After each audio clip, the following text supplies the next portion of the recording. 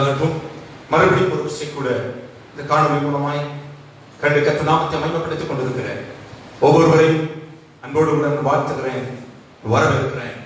கர்த்தருடைய வார்த்தை நம்ம உயிர்ப்பிக்க வல்லது, கர்த்தருடைய வார்த்தை நம்மை ஊன்ற கட்ட வல்லது, நம்ம நித்தியத்திற்கு நேராய் நடத்த வல்லது. அந்த வார்த்தைகள் நம்மோடு கூட கடந்து வருவதாக கர்த்தர் நம்மோடு கூட பேசுவாராக. சற்று நேர சிந்தனைக்காக வேதத்திலிருந்து ஒரு வேத பகுதியை வாசிக்கும்படியாய் கேட்டுக்கொள்கிறேன். எல்லாருக்கும் தெரிந்த ஒரு வேத பகுதி யோவான் எழுதின சுவிசேஷ புஸ்தகம் 6ஆம் அதிகாரம் அதனுடைய 20வது வசனத்தை வாசிக்க கேட்கலாம். யோவான் எழுதின சுவிசேஷ புஸ்தகம் 6ஆம் அதிகாரம் அதனுடைய 20வது வசனம். அவர்களை அவர் நோக்கி நான் தான் பயப்படாதிருங்கள் என்றார். பயப்படாதிருங்கள் என்றார். அவர்களை அவர் நோக்கி நான் தான் பயப்படாதிருங்கள் என்றார். இன்னும் ஒரு விஷயம் நான் சுருக்கமாய் சொல்வேனா, அவர்களை அவர் நோக்கி பயப்படாதிருங்கள் என்றார். அல்லேலூயா. இந்த உலகத்திலே வாழ்கிற, அவரை ஆராதிக்கிற, அவரை சேவிக்கிற, அவருக்கு ஊழியம் செய்கிற, அவருடைய நாமத்தை பிரஸ்தாபப்படுத்துகிற ஒவ்வொருவரையும் பார்த்து கற்றுச் சொல்லுகிற ஒரு வார்த்தை, பயப்படாதிருங்கள். இந்த உலகத்திலே பயப்படுத்துகிற காரியங்கள் அநேகம் இருக்கிறது. ஆண்டவர் சொல்லி இருக்கிறார், பயப்படாதிருங்கள். விசேஷமாக இந்த சம்பவத்தின் பின்னணியத்தை குறித்து பார்க்கும் பொழுது, இயேசு கிறிஸ்து திபேரியா கடலருகே, கலிலேயா கடலருகே, கப்பர்நகூம் கடலருகே, இப்படி கடல் பிரயாணமாய் கடலின் ஓரங்களிலே அவர் அநேக காரியங்களை, ஊழியங்களை செய்து வருகிறார். திபேரியா கடல் அருகே அவர் காணப்பட்ட பொழுது ஒரு வனாந்தரத்துக்கு நேராக கடந்து செல்கிறார். அந்த வனாந்தரத்திற்கு செல்வதற்கு முன்பதாக சில அற்புதங்களை செய்கிறார். அநேகர் அதை பார்க்கிறார்கள். ஆகவே அவர் வனாந்தரத்திற்கு போன பொழுது அவரோடு கூட அவர்கள் வனாந்தரத்திற்கு போகிறார்கள். வனாந்தரத்திலே அவர் அநேக காரியங்களை குறித்து பேசிக் கொண்டிருக்கிறார். பேசுகிறார், ஜனங்கள் கேட்கிறார்கள். ஆண்டவருடைய வார்த்தை ஜீவன் உள்ளது, ஒவ்வொருவரையும் உற்சாகப்படுத்துகிறது. நேரம் போய்கொண்டே இருக்கிறது, சாயங்காலம் ஆகிவிட்டது, நேரம் போனது தெரியவில்லை. ஜனங்கள் அவரோடு கேட்டுக் கொண்டிருக்கிறார்கள். ஆண்டவர் அவர்கள் மேல் மனதுருகி சீசர்களை பார்த்து சொல்லி இருக்கிறார், அவர்களுக்கு ஆகாரம் கொடுக்க வேண்டும். அப்பொழுது சொல்கிறார்கள், இத்தனை பேருக்கு ஆகாரத்திற்கு எங்கே போவது? ஆண்டவர் சொன்னார், நீங்களே அவர்களுக்கு ஆகாரம் கொடுக்க வேண்டும் என்று சொன்ன பொழுது அந்த இடத்துல ஒரு சிறுவனை அடையாளம் கண்டு கொடுக்கிறார்கள். ஒரு 5 அப்பம் இருக்கிறது, 2 மீன்கள் இருக்கிறது. இயேசு கிறிஸ்துவிடத்தில் கொண்டு வருகிறார்கள். அவர் அதை ஸ்தோத்திரம் பண்ணி ஆசீர்வதித்து பெற்று அவர்களுக்கு கொடுக்கிறார்கள். ஏறக்குறைய புருஷர்கள் மாத்திரம் 5000 பேர் சாப்பிட்டார்கள். அவருடைய மனைவிகள், அவருடைய பிள்ளைகள் எண்ணிக்கடங்காமல் அநேக சாப்பிட்டிருக்க கூடும். சுமார் ஒரு 8000க்கும் மேற்பட்ட நபர்கள் அங்கே சாப்பிட்டிருக்க கூடும். மீதியான துணிக்கைகளை 12 கூட நிறைய அவர்கள் எடுக்கிறார்கள். மிகப்பெரிய ஒரு அற்புதம். ஜனங்கள் பார்க்கிறார்கள், ஜனங்கள் அதிசயப்பட்டுக் கொள்கிறார்கள். நடந்தது என்ன? அங்கே இருந்த அத்தனை ஜனங்களும் சேர்ந்து, இவர்தான் அடுத்த ராஜா, இவரைத்தான் ராஜாவாக்க வேண்டும் என்று சொல்லி அவர்கள் மனதிலே திட்டம் பண்ணுகிறார்கள், நிறையம் பண்ணுகிறார்கள். கர்த்தர் அதை அறிகிறார். பாருங்கள், அன்றைக்கும் இன்றைக்கும் ஒரே விஷயம் தான். யாரு அதிகமா பேசுறாங்களோ, சொற்பொழிவு ஆற்றுறாங்களோ, அவங்க கொஞ்சம் மக்களை கவரக்கூடிய அளவில் நாங்கள் ஒரு அற்புதத்தை செய்தாரோ அல்லது மக்களுக்கு சில வெகுமதிகளை கொடுத்தாரோ, இவங்க அடுத்த ராஜாவை வந்தா ரொம்ப நல்லா இருக்கும். எலெக்ஷன்ல பாக்குறோம், நல்ல சிறந்த பேச்சாற்றல் ஒருபுறம், மக்களுக்கு கொடுக்கிற வெகுமதி ஒருபுறம், ஓட்டு நமக்கு தான்.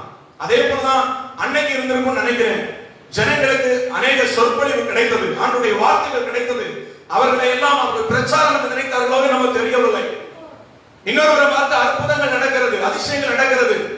ஆகவே அவர்கள் எல்லாம் சேர்ந்து சொல்கிறார்கள், இவரை ராஜாவாய் மாற்றினா நன்றாக இருக்கும், நமக்கு சாப்பாட்டுக்கு குறை இருக்காது, பஞ்சம் இருக்காது, பசி இருக்காது, சாப்பிட்டுட்டே இருக்கலாம் அப்படின்னு சொல்லி ராஜாவாய் மாற்ற நினைத்த பொழுது ஆண்டவர் ஸ்தாபிக்க வந்த ராஜ்யமோ வேறாயிருந்தது. அவர் பரலோக ராஜ்யத்தை பூமியிலே ஸ்தாபிக்க வந்தவராயிருந்தபடினாலே அதை அறிந்து அவர்களை விட்டு அப்புறம் போகும்படியாய், தனிமைப்பட்டு போகும்படியாய் அவர் விரும்பி அவர் மலையின் மேல் ஏறுகிறார். மலையின் மேல் ஏறுவதற்கு முன்பதாக சீசர்களை பார்த்து சொல்லியிருக்கிறார், நீங்கள் அக்கறைக்கு போங்கள் என்று சொல்லி அவர்களை அனுப்பிவிடுகிறார். எனக்கு அருமையான கத்தோலிக்க ஜனங்களே, மத்தேயு எழுதின சுவிசேஷ புத்தகம் 14ஆம் அதிகாரத்திலே அந்த சம்பவத்தை குறித்து வாசிக்கும் போது ஆண்டவர் அதை குறித்து இன்னும் சற்று ஆழமாய் சொல்லப்பட்ட அக்கறைக்கு போகும்படி அவர்கள் என்ன செய்தாராம்? துரிதப்படுத்தினாராம். அக்கறைக்கு போகும்படி அவர்களை துரிதப்படுத்தினாராம். பிரியமானவர்களே, நம்முடைய ராஜ்யம் இதுவல்ல. நம்முடைய ராஜ்யம் உலகத்துக்குரியவைகள் அல்ல. நம்முடைய தேவை உலகத்துக்குரியவைகள் அல்ல. அதற்கு மேலான ஒரு தேவை இருக்கிறது. அதற்கு மேலான ஒரு ராஜ்யம் இருக்கிறது.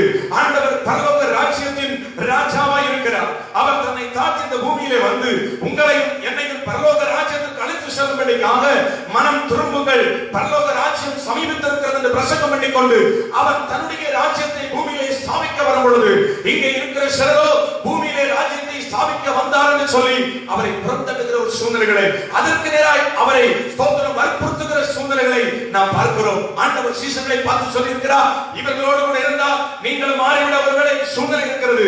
நம்முடைய ராஜ்யம் எதுவல்ல, இன்னும் போக வேண்டிய பயணங்கள் இருக்கிறது. இன்னும் மற்றவர்களுக்கு தேவனுடைய ராஜ்யத்தை சொல்ல வேண்டிய காரியம் இருக்கிறது. ஆகவே இந்த கரையில் இருக்க வேண்டாம், அந்த கரைக்கு போவோம் என்று சொல்லி அவர்களை துரிதப்படுத்தி அவர்களை கடலிலே அனுப்பிவிடுகிறார். இயேசு உயர்ந்த மலையின் மேல் ஏறி அவர் ஜெபம் பண்ண ஆரம்பிக்கிறார். இப்பொழுதுதான் இந்த சம்பவம் நடக்கிறது. கடலிலே 3-4 மைல் தூரம் போனார்கள் என்று சொல்லி வேதத்திலே வாசிக்கிறோம். 3-4 மைல்கள் அவர்கள் தண்டு வலித்து போகிறார்கள். அப்படி போகிற வேளையிலே பெரும் காற்று அடிக்கிறது. படகு கஷ்டப்படுகிறதான ஒரு சூழ்நிலை வருகிறது. அந்த நேரத்தில் இயேசு மெல்ல அந்த கடலின் மேல் நடந்து வருகிறார். அவர் நடந்து வருகிறதை கண்டவுடனே ஆவேசம் என்று சொல்லி அவர்கள் பயந்தார்கள். அப்படி பயப்படும் பொழுதுதான் அவர்களை பார்த்து ஆண்டவர் சொல்லுகிற வார்த்தை, பயப்படாதிருங்கள். அல்லேலூயா, அல்லேலூயா. கர்த்தருடைய நாமத்திற்கு மகிமை உண்டாவதாக. எனக்கு அருமையான கர்த்தருடைய ஜனங்களே, இங்கே பார்க்கிறோம் அவர்கள் கடலிலே பிரயாணம் பண்ணுகிறார்கள். 3-4 மைல்கள் அவர்கள் பிரயாணம் கண்டு வலித்து அவர்கள் பிரயாணம் பண்ணுகிறார்கள். ஒரு மைல் என்று சொல்லும் பொழுது 1700 மீட்டர், அதாவது 1.25 கிலோமீட்டர் ஒப்பிடப்படுகிறது. அவர்கள் 4 மைல்கள் போனார்கள் என்றால் 6800 மீட்டர், அதாவது 6.25 கிலோமீட்டர் அவர்கள் கடலிலே பிரயாணம் பண்ணுகிறார். சுமார் 21,120 அடி தூரம், அதாவது ஒரு மைல் என்று சொல்லும் பொழுது 5280 அடி தூரம்.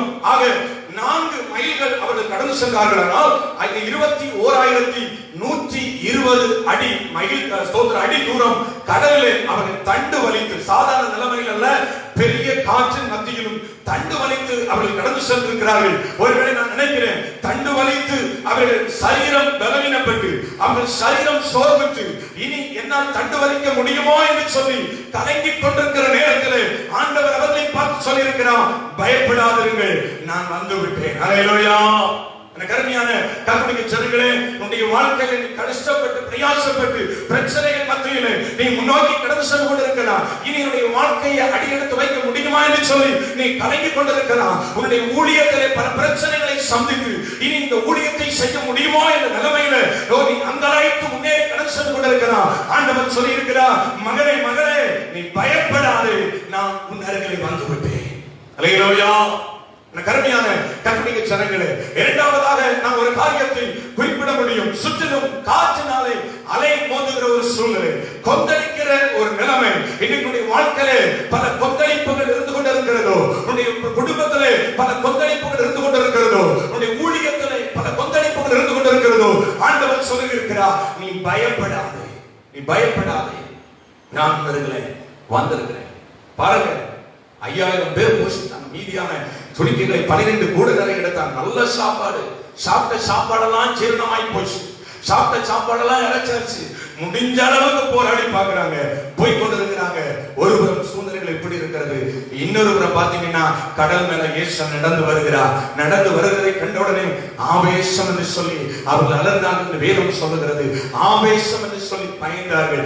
சில இல்லாத சூழ்நிலைகளை இருக்கிறவைகளாக நினைத்து, இல்லாத பிரச்சனைகளை இருக்கிறவைகளாக நினைத்து, இல்லாத பலவீனத்தை இருக்கிறவைகளாக நினைத்து, இல்லாத கஷ்டத்தை இருப்பதாக நினைத்து உன் மனதுக்குள்ளே நீ அச்சம் கொண்டு கலங்கி தவித்துக் கொண்டிருக்கிறாயோ, இன்னைக்கு கர்த்தருடைய வார்த்தை உனக்காய் வருகிறது. நீ பயப்படாதே, நான் தான் வந்திருக்கிறேன். ஆமென், அல்லேலூயா. எனக்கு அருமையான கர்த்தருடைய பிள்ளைகளே, ஆண்டவர் இன்னைக்கு ஒவ்வொருவரையும் பார்த்து சொல்லி இருக்கிறார், நீ பயப்படாதே, நீ பயப்படாதே, நான் உன்னோடு கூட இருக்கிறேன் என்பதாக. அல்லேலூயா. எனக்கு அருமையான கர்த்தருடைய ஜனமே, இன்னைக்கு பல விதங்களிலும் மனிதன் பயந்து வாழ்கிற ஒரு வாழ்க்கை, உலகத்தில் நிம்மதியாய் வாழ முடியல, குடும்பத்துல நிம்மதியா வாழ முடியல, ஊழியத்துல நிம்மதியா வாழ முடியல. காரணம் என்ன தெரியுமா? பல பிரச்சனைகள் இருந்து கொண்டிருக்கிறது, பல போராட்டங்கள் இருந்து கொண்டிருக்கிறது. தேசத்தின் சூழ்நிலைகளை பார்க்கிறோம். ஒரு அச்ச உணர்வு. ஒருவேளை பக்கத்துல ஒருத்தர் தும்மினா, ஒருவேளை பக்கத்துல ஒருத்தர் இருமினா, ஒருவேளை பக்கத்துல ஒருத்தர் ஒரு சளி பிரச்சனையோட இருந்தா கொரோனாவா இருக்குமோன்னு சொல்லி அச்சப்படுகிற ஒரு நிலைமையில இன்னைக்கு வாழ்ந்து கொண்டிருக்கிறோம். ஆண்டவர் சொல்லியிருக்கிறார், நீ எந்த கொள்ளை நோய்க்கும் பயப்பட வேண்டாம், கொள்ளை நோயை அடக்கி ஜெயித்து தருகிற நான் உன் பக்கமா இருக்கிறேன். இயேசு ஒரு மனிதனுக்குள்ள இருந்தால், இயேசு ஒரு ஊழியத்தில் இருந்தால், இயேசு ஒரு குடும்பத்தில் இருந்தால், இயேசு ஒரு மனிதனுடைய தனிப்பட்ட வாழ்க்கையில் இருந்தால் அவன் பயப்பட தேவையில்லை. காரணம் என்ன தெரியுமா? கர்த்தர் எல்லாவற்றையும் ஜெயித்தவர். ஆமென். தேசத்தில் கொள்ளை நோய் பயப்பட தேவையில்லை. கர்த்தர் நம்மோடு இருக்கிறார். நீங்கள் நான் தேவனுடைய பிள்ளைகள் தானே, கர்த்தர் நம்மை நடத்துவார். அதை மீறி ஒன்று வந்தால் அதை கர்த்தருடைய சித்தம் என்று நினைத்துக் கொள்வோம். அவ்வளவுதான். ஏன் பயப்பட வேண்டும்? எதற்கு பயப்பட வேண்டும்? என கருமையான கர்த்தருடைய ஜனங்களே, இன்னைக்கு பலருடைய பிரச்சனை என்ன தெரியுமா? பிரச்சனைகளை கண்டு பயம். எதை கண்டு பயம்? பிரச்சனைகளை கண்டு பயம். ஒரு மனுஷன் ஒரு டாக்டர் போய் சொன்னானா, டாக்டர் என்னுடைய வாழ்க்கையில ஒரே பிரச்சனையா இருக்குது, இந்த பிரச்சனைக்கு ஏதாவது ஒரு தீர்வு இருக்கான்னு கேட்டா, செத்து போனா மட்டும் தான் தீர்வு, வேற தீர்வே இல்லை. என்ன டாக்டர் இப்படி சொல்றீங்க? நானும் பிரச்சனையோட தான் இருக்கிறேன், இங்க இருக்கிறவனும் பிரச்சனையோட தான் இருக்கிறாங்க. இந்த உலகத்துல எந்த ஒரு மனுஷன் பிரச்சனை இல்லாம இருக்கிறானோ அவனை முதல்ல கொண்டு வாங்க, தீர்வு அவனிடத்துல இருந்து பார்க்கலான்றாங்க. எனக்கு அருமையான கர்த்தருடைய உலகத்துல வாழ்ற வரைக்கும் உங்களுக்கும் எனக்கு உபத்திரவம் உண்டு, உலகத்தில் வாழ்கிற வரைக்கும் உங்களுக்கும் எனக்கு பிரச்சனை உண்டு. பிரச்சனைகளை கண்டு பயந்துடாதீங்க. ஏன் தெரியுமா? இஸ்ரவேல் ஜனங்கள் பார்வோனுக்கு முன்பாக அவர் ஓடி போகிறார்கள், பார்வோன் சேனைகள் பின்பாக பின்தொடர்கிறது. எதிரே போகிறார்கள், செங்கடல் பிரச்சனை, பின்னாடி பார்த்தா பார்வோன் சேனை பிரச்சனை, சைடுல இரண்டு பேரும் பார்த்தா மலை ஏறணும், அதுக்குள்ள வீழ்த்திடுவாங்க, மர பிரச்சனை, முன்னாடி பார்த்தா செங்கடல் பிரச்சனை, எங்கேயா போவது, நாலாபுரமும் பிரச்சனை, நாலாபுரம் பிரச்சனை. ஒரு ஸ்தோத்திரம். இந்த நேரத்தில் நான் இப்படி சொல்லுவேன், எங்கேயும் தப்பிச்சு ஓட முடியாது, ஓடவும் முடியாது, ஒளியவும் முடியாது. நீ பிரச்சனைகள் மத்தியில் தான் வாழ்ந்தாக வேண்டும், அதன் மத்தியில் நீ கர்த்தரை நோக்கி பார்த்தாக வேண்டும். அப்பொழுதுதான் கடலை பிளக்கிற ஒரு தெய்வம் உண்டு என்பதை நீ அறிந்து கொள்ள முடியும் உன்னுடைய வாழ்க்கையில. அப்பொழுதுதான் இயற்கைக்கு அப்பாற்பட்ட வல்லமையை செய்கிற கர்த்தர் ஒருவர் உண்டு என்பதை நீ அறிந்து கொள்ள முடியும். ஆகவே பிரச்சனைகள் நல்லதுதான். பிரச்சனைகள் கண்டு பயப்படாத. பயந்த கடல் பிளக்காது, பயந்த பார்வோன் சேனை கடல்ல முங்க முடியாது. பிரச்சனைகள் மத்தியில நடத்துகிற ஒருவர் உன்னோடு இருக்கிறாரா என்பதை மாத்திரம் கவனித்துக் கொள். அல்லேலூயா, அல்லேலூயா. எனக்கு அருமையான கர்த்தருடைய பிள்ளைகளே, பவுல் சொல்லுகிறார், நாங்கள் எப்பக்கத்தில் இருக்கப்பட்டாலும் ஒடுங்கி போகிறதில்லை. காரணம் என்ன தெரியுமா? எங்களை ஒடுங்கி போக விடாதபடி எங்களை பாதுகாக்கிற கர்த்தர் எங்களோடு இருக்கிறார். பிரச்சனைகளை கண்டு பயப்படாதீங்க. இன்னைக்கு அநேகர் பலவீனத்தை கண்டு பயந்துகிட்டு இருக்கிறாங்க. பல வியாதிகள், சரீரத்துல பல பிரச்சனைகள், சரீரத்துல பல வியாதிகள். எனக்கு கர்த்தருடைய பிள்ளை, கர்த்தர் உங்களை மண்ணை பார்த்து சொல்லி இருக்கிறார், உன் வியாதியை உன்னிலிருந்து விலக்குவேன். இந்த சத்தத்தை கேட்டுக்கொண்டிருக்கிற அருமையான கர்த்தருடைய பிள்ளைகளே, ஒருவேளை நாளில் பலவீனத்தோடு நீங்கள் இருக்கிறீர்களோ, இன்னைக்கு நான் உங்களை பார்த்து சொல்லுகிறேன், கர்த்தர் உன்னுடைய வியாதியை உன்னிலிருந்து விலக்கி போடுகிறார். கர்த்தருடைய வியாதியை உன்னிலிருந்து மாற்ற வல்லவர். இந்த வியாதி, அந்த வியாதி, எந்த வியாதி இல்ல, எந்த வியாதியா இருந்தாலும் கர்த்தரை மாற்ற வல்லமை உள்ளவர். எய்தியருக்கு வந்த எந்த வாதையும் எந்த வியாதியையும் உண்மையில் கர்த்தர் வரவிடுவதில்லை. எந்த பலவீனத்தையும் மாற்ற சர்வ வல்லமை உள்ளவர் கர்த்தர். அவர் உன்னோடு இருக்கிறவர். சொல்லி இருக்கிறார், உன்னுடைய பலவீனத்தை கண்டு, உன்னுடைய வியாதியை கண்டு நீ பயப்படாத, நான் அதை செய்திருக்கிறேன். உன்னுடைய பலவீனங்களை என் சிலுவையில நான் சுமந்திருக்கிறேன். அல்லேலூயா, அல்லேலூயா. வியாதிகளை கண்டு பயப்படாதீங்க. ஒருவேளை வியாதி மாறலையா, கர்த்தருக்கு நன்றி சொல்லு. சுகவீனம் மாறலையா, ஆண்டவருக்கு நன்றி சொல்லு. ஏன் தெரியுமா? அந்த பலவீனத்தின் மத்தியில தேவன் பலப்படுத்தி உன்னை கிருபையாய் வாழ வைப்பார். உன்னுடைய சரீரத்தில் இருக்கிற பலவீனங்கள் வேறு ஒருவருக்கு யாருக்கு வந்து அவங்க என்னைக்கோ அழிஞ்சு போயிருப்பாங்க, அழிஞ்சு போயிருப்பாங்க. நீ இன்னைக்கும், நான் இன்னைக்கும் வாழ்வது கர்த்தருடைய கிருபை. அந்த கிருபை நம்மை தாங்குகிறது. பலவீனத்தில் என் பலன் உனக்கு பூர்ணமாய் விளங்கும். அவர் நம்மை பலப்படுத்தி நடத்துகிற கர்த்தர். ஒரு முறை ஒரு டாக்டர் பார்க்க போயிருந்தேன். டாக்டர் சொன்னாங்க, என்னுடைய 2 கால்களும் முடியல, நடக்க முடியல. டாக்டர் சொன்னாங்க, 2 முட்டையும் ஆபரேஷன் பண்ணாதான் ஒரு அடி எடுத்தாலும் எடுத்து வைக்க முடியும்னாங்க. பயப்படல. உண்மையில ஒரு சோர்வு வந்தது. இனி நான் நடக்க முடியாதோ, என்னுடைய வாழ்க்கை முடிந்து போகுமோ அப்படிதான் நினைச்சேன். சோர்ந்து போய் படுத்திருக்கிற என்னை சந்திக்க ஒரு கருத்துக்குரிய ஒரு தேவ மனிதர் வந்தார். அவர் சொன்னா, நீங்க ஊழியத்துக்கு அழைக்கப்பட்டிருக்கிறது உண்மையா, நீங்க நடந்துக்கிறதுக்காக ஊழியம் செய்வீங்க. விசுவாசிக்க ஜெபம் பண்ண, ஆபரேஷன் இல்லாம இத்தனை ஆண்டுகளை நடப்பதற்கு கர்த்தர் என்னை கிருபை செய்து கொண்டிருக்கிறார். கர்த்தர் அற்புதம் செய்கிறவர், பலவீனங்களை மாற்றுகிறவர். ஒரு மிஷன் வச்சு உடம்புல என்னெல்லாம் வியாதி என்று சொல்லுவாரு, கரெக்டா சொல்லுவாரு. எல்லாமே மிஷன் மூலமா நம்முடைய சரீரத்துல என்னென்ன வியாதி இருக்குன்னு சொன்ன அன்னைக்கு செக் பண்ணி பார்த்து ஒரு பெரிய லிஸ்டே கொடுத்தாரு. அந்த மாத்திரை சாப்பிடுறதா, இந்த மாத்திரை சாப்பிடுறதா, அந்த மருந்து சாப்பிடுறதா, இந்த மருந்து சாப்பிடுறா, அந்த மருந்து வாங்குறதுக்கு கூட ஆமா நம்ம கிட்னியை விட்டாலும் பத்தாது. அவ்வளவு பிரச்சனை, அவ்வளவு பண தேவை இருக்குது. என்ன செய்வது? அப்ப ஒரு ஊழியரை பார்த்து சொன்னாங்க, இவ்வளவு சரீரத்துல பலவீனம் சொல்றாங்க. அப்ப அவர் சொன்னாரு, நம்ம இருக்கிற சரீரத்துல பலவீனத்தை கொண்டு போய் டாக்டர் கிட்ட, டாக்டர் ஹார்ட் அட்டாக்ல போய் சேர்ந்துருவாரு, டாக்டர்கிட்ட போறதுக்கு நமக்கு பரம டாக்டர் இருக்கிறாரு அப்படின்னா. ஆமாம், நம்முடைய சரீரத்துல அநேக பிரச்சனைகள் இருக்கலாம், அநேக பலவீனங்கள் இருக்கலாம். கர்த்தர் எல்லாவற்றையும் சிலுவையில் சுமந்து தீர்த்ததனால் நீங்கள் நாங்கள் வாழ்ந்து கொண்டிருக்கிற அவருடைய கிருபையினால. அநேகருடைய பிரச்சனை என்ன தெரியுமா? ஒரு தலைவலி வந்தா, ஒரு இடுப்பு வலி வந்தா, ஒரு கால் வலி வந்தா, அந்த வியாதியா இருக்குமோ, இந்த வியாதியா இருக்குமோ, அந்த பிரச்சனையா இருக்குமோ, இந்த பிரச்சனை இருக்குமோ, இல்லாதெல்லாம் நினைச்சு தங்களை சங்கடப்படுத்திக் கொண்டிருக்கிறாங்க. எதை குறித்தும் பயப்படாதீர்கள், கர்த்தர் நம்முடைய பலவீனங்களை மாற்றுகிறவர். சேவை பிரச்சனை, ஊழியத்துல பிரச்சனை, ஊழியத்துல ஒரு எதிர்ப்பு வந்தா போதும், ஊழியத்துல ஒரு போராட்டம் வந்தா போதும். ஐயா, இயேசு கிறிஸ்து எத்தனை போராட்டங்கள் மத்தியில ஊழியம் செய்தாங்க. பவுல் எத்தனை போராட்டங்கள் மத்தியில ஊழியம் செய்தாங்க. அப்போஸ்தலருடைய வாழ்க்கையில வந்த உபத்திரவங்களை விட இன்னைக்கு நமக்கு வந்துட போகிறது. சத்திய வாழ்க்கையில அந்த சட்டம் வந்துருமோ, இந்த சட்டம் வந்துருமோ, அப்படி வந்துருமோ, இப்படி வந்துருமோ, எதுக்கும் பயப்பட வேண்டாம். கர்த்தர் நம்மோடு இருக்கிற சேனைகளின் கர்த்தர் நம்மோடு இருக்கிறார், எல்லாவற்றையும் பார்த்துக் கொள்வார். ஆமென். பயப்படாது, ஊழியத்துல பயப்படாதீங்க, சபையில பயப்படாதீங்க, தைரியமாய் ஊழியம் செய்வோம். கர்த்தர் நம்மை வழி நடத்துவார். தானியேலின் தேவன் பெரியவரா, சாத்ராக் மேஷாக் ஆபேத்நேகோ தேவன் பெரியவரா என்பதை நிரூபிப்பதற்கு சில சட்டங்கள் வந்தால்தானே தெரியும். ஆண்டவர் விடுவிக்கிறவர், நன்றாகவே செயல்பட்டுக் கொண்டிருக்கிறார். அவர் நேற்றும் இன்றும் நாளை என்றும் மாறாதவர். எந்த பிரச்சனைகளை கண்டும் பயப்பட வேண்டாம். நாம பிரச்சனைகளுக்கு போகாம இருந்தா சரிதான். ஸ்தோத்திரம். ஹல்லேலூயா, ஹல்லேலூயா. கருமையான கர்த்தருடைய ஜனங்களே, எந்த காரியத்தை குறித்தும் பயப்படாதீர்கள். ஆண்டவர் இன்னைக்கு நம்மை பார்த்து தெளிவாய் சொல்லுகிறார், பயப்படாதீர்கள். இன்னைக்கு அனைவருடைய வாழ்க்கையில பயம் சின்னபண்ணமாக்கிட்டு இருக்குது. எக்ஸாம் எழுதுறதுக்கு முன்னாடி எக்ஸாம் எப்படி எழுத போறனோ தெரியலையே அப்படிங்கிற பயம், எழுதியாச்சுன்னா ரிசல்ட் எப்படி வரப்போகுதுன்னே தெரியலையே அப்படிங்கிற பயம், ரிசல்ட் வந்து தப்பித்தவரை பாஸ் ஆயிட்டோமா, காலேஜ்ல சீட்டு கிடைக்குமா கிடைக்காதாங்கிற பயம், காலேஜ்ல சீட்டு கிடைச்சா அறிக்கை இல்லாம பாஸ் ஆயிடுவனோ மாட்டேங்கிற பயம், காலேஜ் முடிச்சா வேலை கிடைக்குமோ கிடைக்காதாங்கிற பயம். பாருங்க, பயத்துக்கு ஒரு முடிவு இல்லை. பயப்பட்டுக்கிட்டு இருந்தா பயந்து கொண்டே தான் இருக்கணும். ஆனா கர்த்தரை நம்புறோம்னா சில சூழ்நிலையில எக்ஸாம் எழுதாமலே பாஸ் பண்ண வைக்கவும் கர்த்தரை முடியும். ஆமென். பயப்படாதீங்க. கர்த்தர் சகலவற்றையும் அறிந்தவர். சூழ்நிலைகளை கண்டு பயப்படாதீங்க. கொந்தளிக்கிற நிலைமைகளை கண்டு பயப்படாதீங்க. சர்வ உலகத்தையும் செய்த கர்த்தர் அவர் நம்மோடு இருக்கிறார். ஆமென். ஏன் பயப்படக்கூடாது தெரியுமா? 2 தீமோத்தேயு புத்தகம் 1ஆம் அதிகாரம் 7ஆம் வசனத்தை வாசிங்க பார்க்கலாம். 2 தீமோத்தேயு புத்தகம் 1ஆம் அதிகாரம் 7ஆம் வசனம். தேவன் நமக்கு பயமுள்ள ஆவியை கொடாமல், தேவன் நமக்கு பயமுள்ள ஆவியை கொடாமல் பலமும் அன்பும் தெளிந்த புத்தியும் உள்ள ஆவியை கொடுத்திருக்கிறார். ஆமென். தேவன் நமக்கு பயப்படுகிற ஆவியை கொடுக்கலங்க. பயப்படுகிற ஆவி எங்கிருந்து வருகிறது தெரியுமா? அது சாத்தானிடமிருந்து வருகிறது, அது பிசாசிடமிருந்து வருகிறது. தேவன் ஒருவரை பயப்படுத்துகிறவர் அல்ல.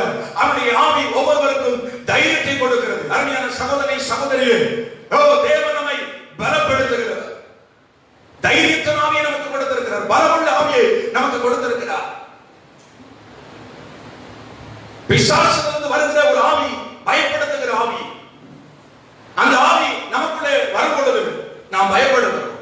சிலரை பார்த்தா வெளியே பார்த்தா அவ்வளவு தைரியமா இருக்கும், ஆனா உள்ளுக்குள்ள பார்த்தா ஒரு பெரிய ரத்த கடலையே ஓடிக்கிட்டு இருக்கும். பயம். பயப்பட தேவையில்லை, உள்ளுக்குள்ளும் பயப்பட தேவையில்லை, வெளியும் பயப்பட தேவையில்லை. கர்த்தரை அறியாமல் ஒன்றும் நடப்பதில்லை. தைரியமா இருக்க வேண்டும். பயம் ஆவி பிசாசனத்தில் வர்றதுனால நரகத்துக்கு போற ஒரு லிஸ்ட் குறித்து ஆண்டவர் வெளிப்படுத்தின விசேஷத்துல சொல்லி இருக்கிறாரு. வெளிப்படுத்தின விசேஷம் 21ஆம் அதிகாரம் 8ஆவது வசனத்துல வாசிக்கும் போது அந்த லிஸ்ட்ல முதல் பேரே இவங்களுக்கு தான். முதல் சீட்டே யாருக்கு தெரியுமா? பயப்படுகிறவங்களுக்கு. வாசிக்கிற வசனம், பயப்படுகிறவர்களும் அவிசுவாசிகளும் அருவருப்பானவர்களும் கொலைபாதகரும் விபச்சாரக்காரரும் சூனியக்காரரும் விக்கிரக ஆராதனைக்காரரும் பொய்யர் அனைவரும் இரண்டாம் மரணமாகிய அக்கினியும் கந்தகம் என்கிற கடலிலே பங்கடைவார்கள். பாருங்க, முதல் பேர் யார் தெரியுமா? பயப்படுகிறவன். அவிசுவாசியா பின்னால வா, விக்கிரக ஆராதனைக்காரனா பின்னால வா, பொய் பேசுறவங்களா பின்னால வாங்க, அருவருப்பானவர்களா பின்னாடி வாங்க. அருவருப்பானவங்க ஸ்தோத்திரம் கலர வச்சோ அந்த அழக வச்சோ இல்ல, அருவருப்பான காரியங்களை செய்கிறவங்க பின்னால வாங்க. யார் முதல்ல வரணுமா? பயப்படுகிறவங்க. முதல் பேர் அவங்க பேர் தான் பயப்படுகிறவங்க. ஏன்னா பயப்படுகிறவர்கள் அல்ல, தைரியமாய் போகிறவர்களே கர்த்தருக்கு தேவை. பயப்படாது, எதை குறித்தும் பயப்படாது. கர்த்தர் நமக்கு பலமுள்ள ஆவியை கொடுத்திருக்கிறார். சாதாரண ஆவி அல்ல, பலமுள்ள ஆவி. கர்த்தருடைய ஆவியானவர் எங்கேயோ என்ன உண்டு? விடுதலை உண்டு. கர்த்தர் விடுவிக்கிற தெய்வம். உன்னுடைய பலவீனத்தை குறித்து பயந்துனா இன்னைக்கு பயத்தை தூக்கி போட்டுரு. ஊழியத்துல பிரச்சனைகளை நினைச்சு பயத்தை தூக்கி போட்டுருங்க. ஸ்தோத்திரம். ஏதாவது ஒரு சூழ்நிலைகளை குறித்து பயந்துட்டு நீங்களா தூக்கி போட்டுருங்க. சிலருக்கு எதிர்காலத்தை குறித்த பயம். இன்னைக்கு இருக்கிறோம்ல, நாளை பிறந்ததான் பிறகு இருக்கிறதுனால பிறந்தா நாளைக்கு கர்த்தர் பார்த்துக் கொள்வார். நேற்றைக்கு நடத்துகிறவர் இன்றைக்கு நடத்துகிறவர் நாளைக்கு நடத்தாமல் போய்விடுவாரோ இல்லையே. எதிர்காலத்தை குறித்து பயப்பட தேவையில்லை. எதிர்காலம் கர்த்தருடைய கரத்தில் இருக்கிறது. காலங்கள் உம்முடைய கரத்தில் இருக்கிறது. அறிந்து கொள்ள வேண்டும். பயப்பட தேவையில்லை.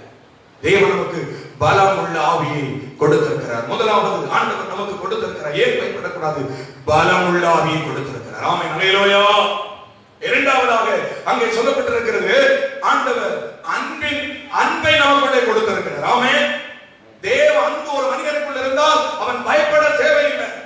வாசிக்கலாம் 1 யோவான் புத்தகம், யோவான் எழுதின நிருபம், முதலாவது நிருபம் 4ஆம் அதிகாரம் அதனுடைய 18வது வசனத்தை வாசிக்கும் பொழுது, அன்பிலே பயமில்லை, பூரண அன்பு பயத்தை புறம்பே தள்ளும். பூரண அன்பு பயத்தை புறம்பே தள்ளும்.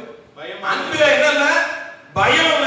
அதனாலதான் இங்க என்ன ஆண்டவர் இந்த காரியத்தை குறித்து பேசும்போது அன்பையே கொண்டு வச்சிருக்கிறான்னு பார்த்தா வேதம் அழகாய் சொல்லுகிறது, அன்பிலே என்ன இல்லையா? பயம் இல்லையா? ஒருவன் தேவனிடத்தில் அன்பு கூறுகிறவனாய் இருந்தால், தேவன் ஒரு மனிதனிடத்தில் அன்பு கூறுகிறவனாய் இருந்தால் அவனுக்குள்ள என்ன இல்லை? பயம் இல்லை. பூரண அன்பு பயத்தை என்ன செய்யுமா? புறம்பே தள்ளுமா. அதனுடைய 16வது வசனத்தை வாசிக்கும் பொழுது அங்கே இப்படியே சொல்லப்பட்டிருக்கிறது, தேவன் நம்மேல் வைத்திருக்கிற அன்பை நாம் அறிந்து விசுவாசித்திருக்கிறோம். நன்றாக கவனியுங்கள். தேவன் நம்மேல் வைத்திருக்கிற அன்பு எப்படிப்பட்டது என்பதை நாம் அறிந்து விசுவாசித்தோமானால் நமக்குள்ள என்ன இல்ல? பயம் இல்ல. எல்லாவற்றோட சொல்யூஷன் இருக்குது. பயப்பட தேவையில்லை. அவருடைய அன்பை மாத்திரம் அறிந்து கொண்டால் போதும். இயேசு கிறிஸ்துவின் அன்பு எப்படிப்பட்டது? இயேசு கிறிஸ்துவின் அன்பு நமக்கு என்னவெல்லாம் செய்திருக்கிறது? இயேசு கிறிஸ்துவின் அன்பு நம்ம எங்கே கொண்டு போய் சேர்க்கிறது? எல்லாவற்றையும் நன்கு அறிந்தா என்ன இல்ல? பயம் இல்ல. எனக்கு அருமையான பிள்ளைகளை, பூரண அன்பு பயத்தை புறம்பே தள்ளும். அநேகருக்கு நான் ஆண்டுடைய வருகையில் எடுத்துக் கொள்ளப்படுவேனோ மாட்டேனோ அப்படிங்கிற பயம். பரிசுத்தமா வாழ்றவங்களுக்கு ஒருவேளை அந்த பயம் வராதுன்னு நினைக்கிறேன். அதையுமே வந்துச்சுன்னா ஆண்டவர் வார்த்தைகள் அழகாக சொல்லியிருக்கிறார். அதான் பயத்தை, அந்த பூரண அன்பு பயத்தை என்ன செய்யும்? புறம்பே தள்ளும். இன்னைக்கு நமக்குள்ள இருக்கிற பயத்தை நாம் எடுத்து போடுவோம். அல்லேலூயா. அப்படி சொல்லப்பட்டிருக்கிறது, தெளிந்த புத்தி. தெளிந்த புத்தி. நமக்கு நல்ல ஞானத்தை கொடுத்திருக்கிறார். சற்று நிதானித்து பார்க்க வேண்டும். கர்த்தர் எப்படிப்பட்டவர்? அவருடைய வல்லமை எப்படிப்பட்டது? அவர் நம்மை எப்படி நடத்துகிறவர்? அவர் எப்படி நம்மை ஆளுகை செய்கிறவர்? நமக்கு என்னவெல்லாம் வாக்கு பண்ணி இருக்கிறார்? எப்படியெல்லாம் நம்ம நடத்தி கொண்டிருக்கிறோம்? எல்லாவற்றையும் நிதானித்து அறிகிற அந்த தெளிந்த புத்தி நமக்குள்ள இருந்துச்சுன்னா கடுகளவு நமக்கு என்ன வராது? பயம் வராது. ஏன் பயப்பட வேண்டும்? கர்த்தரை அறிந்திருக்கிற நாம் ஏன் பயப்பட வேண்டும்? சிலருக்கு மரண பயம். வாழ்ந்துருவனோ மாட்டேனோ. அந்த கொரோனா காலத்துல நிறைய பேர் விட்டு வைக்கல. வாழ்ந்துருவனோ மாட்டேனோ.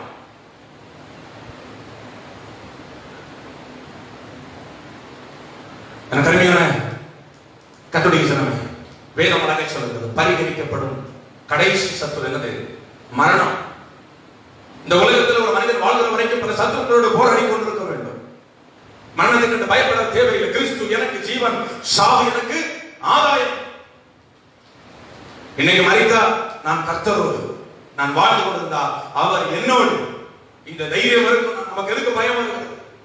ஏது வந்தாலும் கர்த்தரை அறியாமல் ஒன்று வருவதில்லை. அவருக்கு சித்தம் இல்லாம தலையில் இருக்கிற ஒரு மயிர் கூட என்ன செய்யாத கீழே விழுகாதாம். தலையில் உள்ள மயிர்கள் எல்லாம் எண்ணப்பட்டிருக்கிறது வேதம் சொல்லுகிறது. ஒன்றும் அவருக்கு சித்தம் இல்லாமல் கீழே விழுந்து விடுகிறது இல்லை. ஏன் பயப்பட வேண்டும்? தைரியமாக இருக்கும். கர்த்தர் நம்மோடு இருக்கிறார். எந்த சூழ்நிலைகளுக்கும் நீங்கள் நாம் பயப்பட தேவையில்லை. ஹல்லேலூயா. ஆண்டவரை குறித்து அறிகிற அந்த தெளிந்த புத்தி நமக்குள்ள இருந்தா நாம் நிச்சயமாக பயப்படுவது இல்லை. ஆண்டவர் சீசர்களை பார்த்து சொன்னார், பயப்படாது. சீசர்களுக்குள்ளே சில பயம் இருந்தது.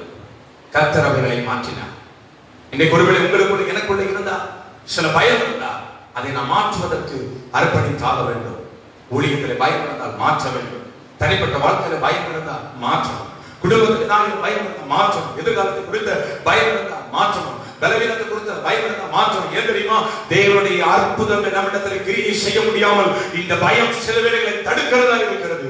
இன்றைக்கு பயத்தை நீ எடுத்து மாற்றி போட்டால் நீ விசுவாசிப்பதற்கு மேலாக, நீ நினைப்பதற்கு மேலாக, நீ ஆண்டவரிடத்தில் வாஞ்சிப்பதற்கு மேலாக உன்னுடைய வாழ்க்கையை அற்புதங்கள் மேல் அற்புதங்களை செய்து உன்னை மகிமையாக நடத்துகிற சர்வ வல்லமையுள்ள தேவன் அவற்றில் உலாவிக் கொண்டிருக்கிறார். பயப்பட தேவையில்லை. எனக்கு அருமையான கர்த்தருடைய பிள்ளைகளே, இந்த உலகத்திலே பயப்பட வேண்டிய ஒரு காரியம் இருக்கிறது. கர்த்தருக்கு பயப்பட பயம். தாவீது சொல்கிறான், கர்த்தருக்கு பயப்படும் பயத்தா என் உடம்பு சிலிர்க்கிறது. பயத்துடனே கர்த்தரை சேவியுங்கள், நடுக்கத்துடனே களி கூறுங்கள். கர்த்தருக்கு பயப்படுகிற பயத்தை தவிர வேற எந்த பயமும் நமக்கு என்ன செய்யக்கூடாது, வரக்கூடாது. ஹல்லேலூயா, ஹல்லேலூயா.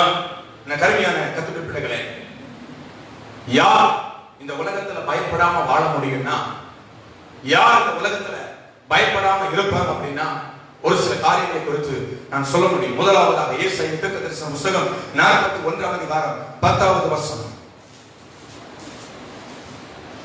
நீ பயப்படாதே, நான் உன்னுடனே இருக்கிறேன். நான் உன்னுடனே இருக்கிறேன். திகையாதே, திகையாதே, நான் உன் தேவன். நான் உன் தேவன். நான் உன்னை பலப்படுத்தி, நான் உன்னை பலப்படுத்தி உனக்கு சகாயம் பண்ணுவேன். உனக்கு சகாயம் பண்ணுவேன். நீதியின் வலதுகரத்தினால் உன்னை தாங்குவேன். பயப்படாது, நான் உன் தேவன், நான் உன்னோடு இருக்கிறேன். யார் பயப்படாத இருப்பா தெரியுமா? எந்த ஒரு மனிதனுக்குள்ளே ஆண்டவர் இருப்பதை உறுதிப்படுத்திக் கொள்கிறார்களோ அவர்கள் பயப்பட தேவையில்லை. நான் உன்னோடு இருக்கிறேன் என்று சொன்னவர், நான் மோசேயோடு இருந்தது போல உன்னோடு இருப்பேன் என்று சொன்னவர், நான் உன்னை விட்டு விலகாமல் இருப்பேன் என்று சொன்னவர் நமக்குள்ள இருக்கிறார். நீ செல்லும் இடமெல்லாம் உனக்குள்ள இருக்கிறார். உன் குடும்பத்திலே அவர் இருந்து கொண்டிருக்கிறார். உன் ஊழியத்திலே அவர் இருந்து கொண்டிருக்கிறார். உன் சபையில் அவர் இருந்து கொண்டிருக்கிறார். உன்னுடைய எல்லா சூழ்நிலைகள் மத்தியிலும் கர்த்தர் இருந்து கொண்டிருக்கிறார். எனக்கு கர்த்தருடைய பிள்ளைகளே, தேவன் ஒரு மனிதனுக்குள் இருந்தால் அவன் பயப்பட தேவையில்லை. உனக்குள்ளே கர்த்தர் இருக்கிறார் அல்லவா? உனக்குள்ளே ஆண்டவர் வாழ்ந்து கொண்டிருக்கிறார் அல்லவா? நீ தேவனுடைய பிள்ளை அல்லவா? உன்னை அவன் மீட்டுக் கொண்டிருக்கிறார் அல்லவா? நீ பயப்பட தேவையில்லை. உனக்குள்ளே இருக்கிறவர் உலகத்தில் இருப்பவனை காட்டிலும் பெரியவர். நீ எவைகளை எல்லாம் நினைத்து பயந்து கொண்டிருக்கிறாயோ அவைகள் எல்லாவற்றை காட்டிலும் உனக்குள் இருப்பவரோ மிகவும் பெரியவராய் இருக்கிறார். அவருக்கு ஒப்பிடத்தக்கவர் இந்த உலகத்தில் எங்கும் இல்லை, எங்குமே இல்லை. அவர் மிகவும் பெரியவராய் இருக்கிறார். அவர் உன்னோடு இருந்தா நீ பயப்பட தேவையில்லை. தேவன் ஒரு மனிதனுக்குள் இருந்தா அவன் பயப்பட தேவையில்லை. இரண்டாவதாக ஏசாயா தீர்க்கதரிசன புத்தகம் 41ஆம் அதிகாரம் 13வது வசனத்தை வாசிக்கலாம். உன் தேவனாய் இருக்கிற கர்த்தராகிய நான் உன் வலதுகையை பிடித்து, உன் வலதுகையை பிடித்து பயப்படாதே, பயப்படாதே, நான் உனக்கு துணை நிற்கிறேன், நான் உனக்கு துணை நிற்கிறேன் என்ற. இரண்டாவதாக ஒரு மனிதன் எப்பொழுது பயப்படாது இருப்பான் தெரியுமா? தேவன் அவனுக்கு துணையாய் நின்றார், அவன் பயப்படாது இருப்பான். எந்த ஒரு மனிதனுடைய வாழ்க்கையிலே தேவன் துணையாய் இருக்கிறாரோ அவன் எதற்கும் பயப்பட தேவையில்லை. கர்த்தர் உனக்கு துணை இருக்கிறவர், வலதுகையை பிடித்திருக்கிறவர். கர்த்தர் எனக்கு துணையாய் நின்றார், நான் எதற்குமே பயப்பட தேவையில்லை. ஆண்டவர் எப்பொழுது நமக்கு துணை செய்கிறவர். நாம் எந்த நிலைமையில் இருந்தாலும் அவர் நம்மோடு கூட இருந்து நம்முடைய வலதுகரத்தை பிடித்து தைரியமாய் துணையாய் இருக்கிறவர். ஏன் பயப்பட வேண்டும்? கர்த்தர் நம்மோடு கூட இல்லையோ அவர் இருக்கிறார். அவனுடைய குடும்பத்தில் இல்லையோ அவர் இருக்கிறார்.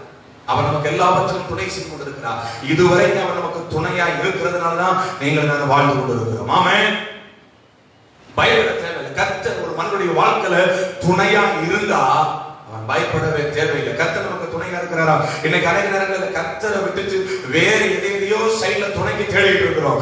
ஆண்டவரை விட்டுட்டு அவருக்கு பிரியமில்லாத எதையோ துணைக்கு தேடிட்டு இருக்கிறோம். ஆண்டவர் புறந்தளித்து அவர் அறுப்பதற்கிற எத்தனையோ காரியங்களை துணையாய் தேடிக்கொண்டிருக்கிறோம். அநேக மனிதர்களை நம்பி துணையாய் சேர்த்துக் கொள்ளுகிறார்கள். என கருமையான கர்த்தருடைய ஜனமே, உன்னுடைய வாழ்க்கையிலே, உன்னுடைய குடும்பத்திலே, உன்னுடைய ஊழியத்திலே, உன்னுடைய தனிப்பட்ட வாழ்க்கையிலே ஆண்டவரை துணையாய் வைத்திருந்தார் எதற்கும் பயப்பட தேவையில்லை. சிங்கம் போல இருக்கலாம். அல்லேலூயா, அல்லேலூயா.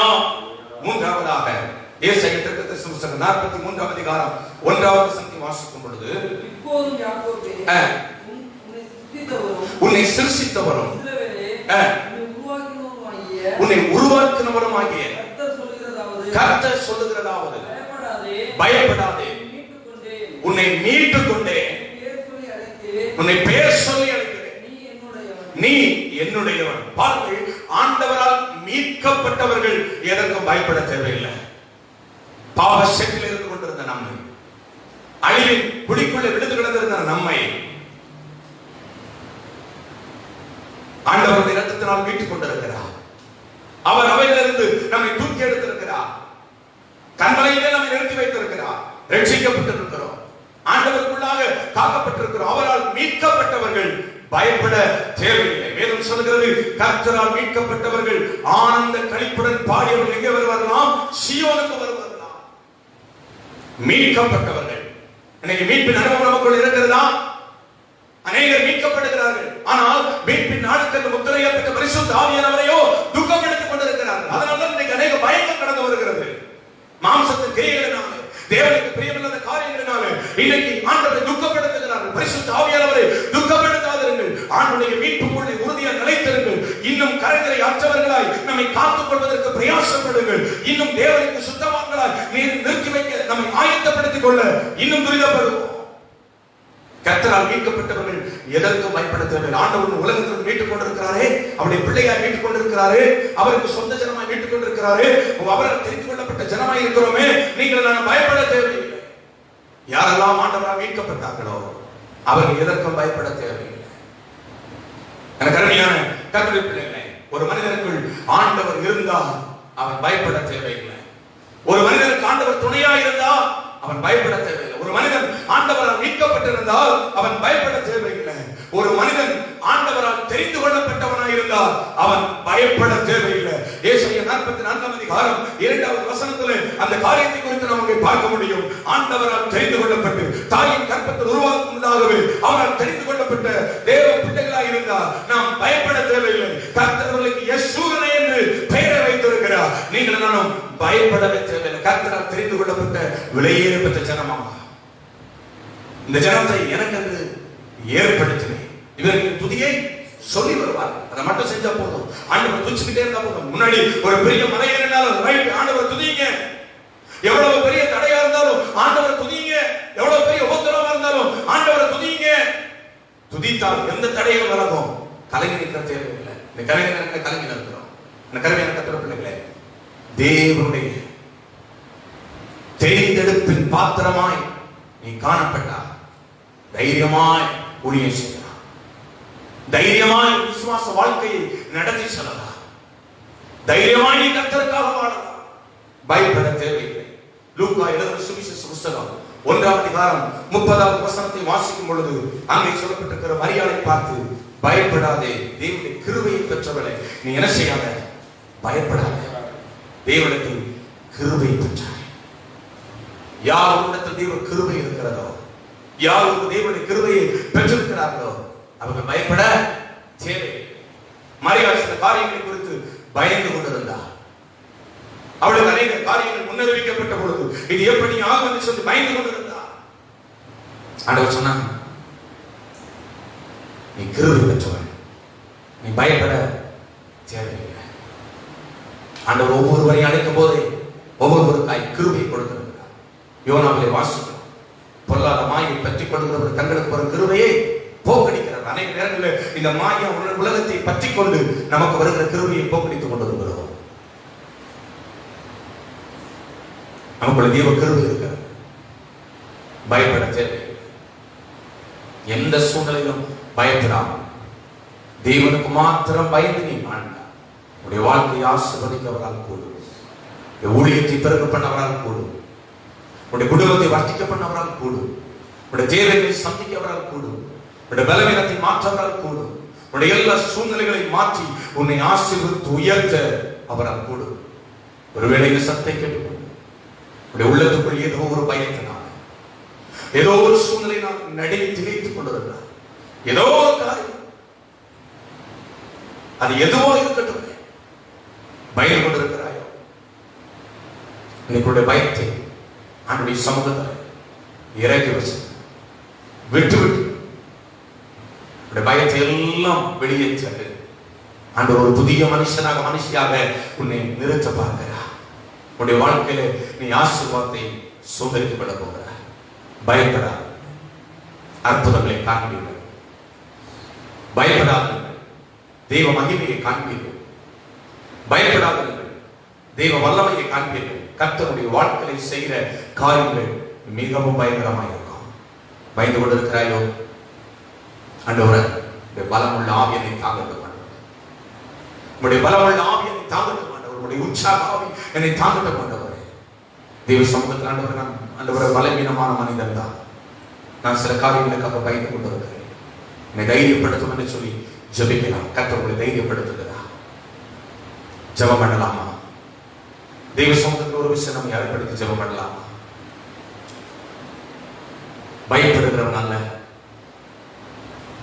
பயத்திலிருந்து விடுதலையாக்கப்பட்ட ஒரு மனிதனாக, பயப்படுகிறவனாய் அல்ல, பயத்திலிருந்து விடுதலையாக்கப்பட்டிருக்கிற ஒரு மகளாய் கர்த்தர் உன்னை காண விரும்புகிறார். உண்மைதான், சில சூழ்நிலை பார்க்கும் பொழுது உள்ளுக்குள்ளே ஒரு பயம்தான். உண்மைதான், உன்னுடைய பலவீனத்தை கண்டு நீ அஞ்சி நிற்கிறாய். உண்மைதான், உன்னுடைய எதிர்காலத்தை கண்டு நீ அஞ்சி நிற்கிறாய். உண்மைதான், உன்னுடைய குடும்ப சூழ்நிலைகளை கண்டு நீ அஞ்சி நிற்கிறாய். உண்மைதான், உன்னுடைய ஊழியத்தில் படுகிற பாடுகள், உபத்திரவங்கள், வியாபாரங்களை கண்டு ஏதோ ஒரு பயத்தினாலே அஞ்சி நிற்கிறது. உண்மைதான்,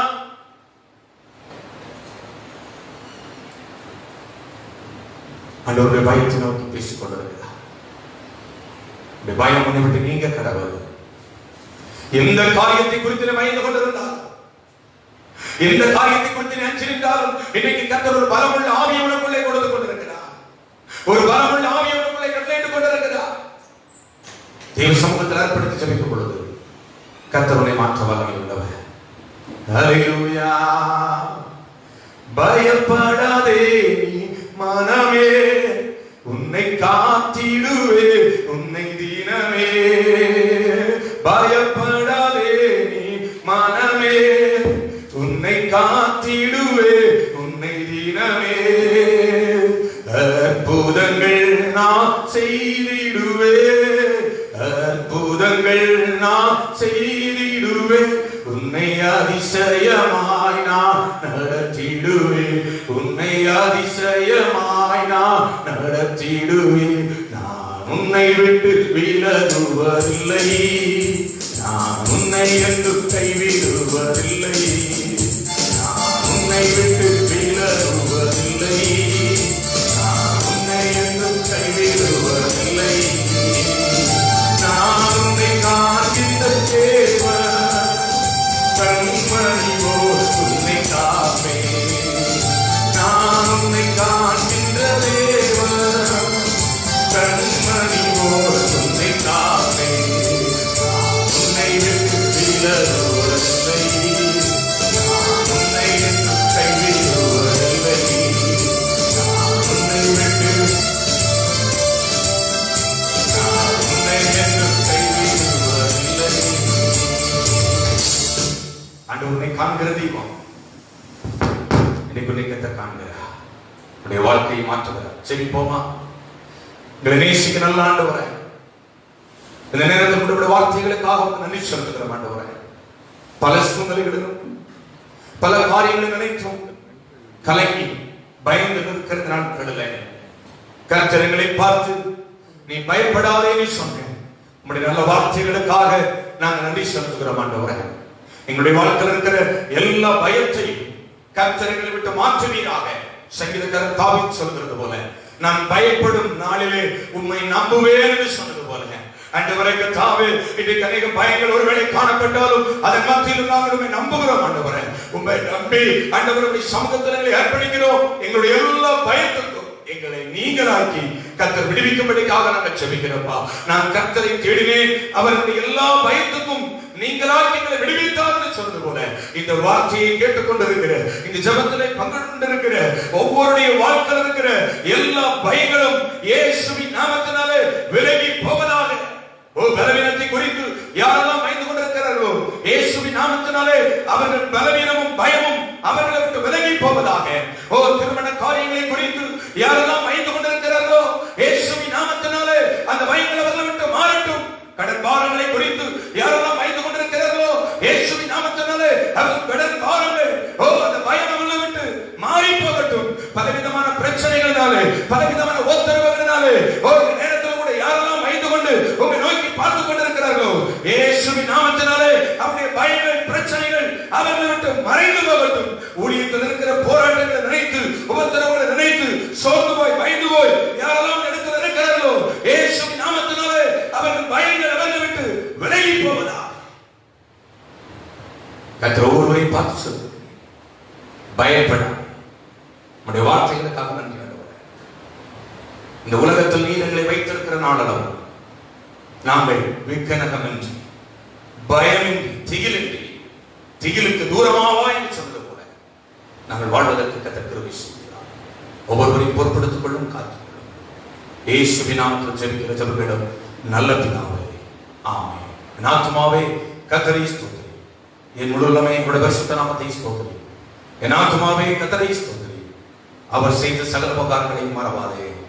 ஆமென். நம்முடைய கர்த்தராகிய கிறிஸ்து இயேசுவின் கிருபை, பிதாவாகிய தேவனுடைய அன்பு, பரிசுத்த ஆவியானவர் ஐக்கியம், சிநேகம், ஆசீர்வாதம், வழிநடத்தல், பாதுகாவல் இன்னும் சதா காலங்களிலும் கர்த்தருடைய வருகை வேண்டும் நம் அனைவரோடும் கூட நீங்காமல் நீடித்து நிலைத்திருப்பதாக. ஆமென். அல்லேலூயா.